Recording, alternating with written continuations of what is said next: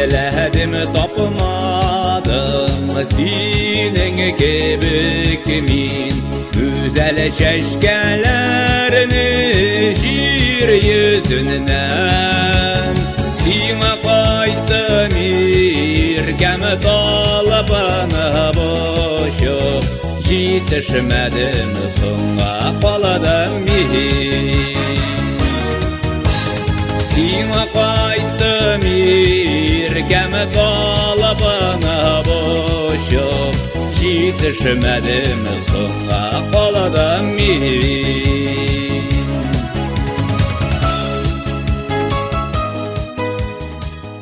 Aksan ağabey, Zuhra'nın hallerini çıksın. Ya oğlum, ilçede geldi şuna.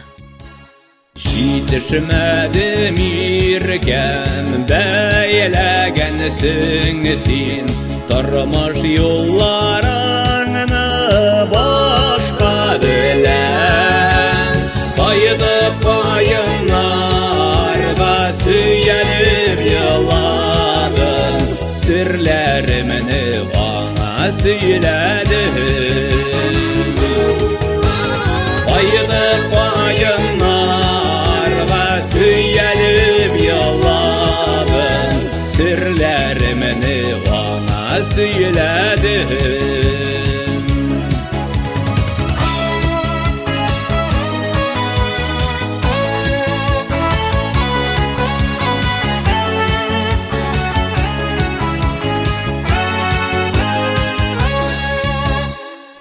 Yaşlarını sürdü Kulağa şeşke tutup Sizini kutlarga deyip Toyga kildim Güzellerini de senin munsuzlar Baya gitti şayanı şakalara Güzellerini de senin munsuzlar Baya gitti şayanı şakalara İzledim, kopmadım senin gibi kimin Güzel şeşkelerini yer yüzünden Güzellerini de senin munsuzlar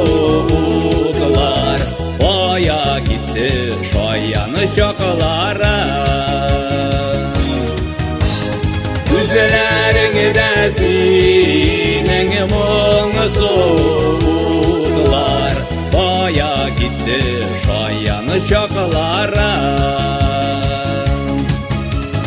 Baya gitti şayanı şakalara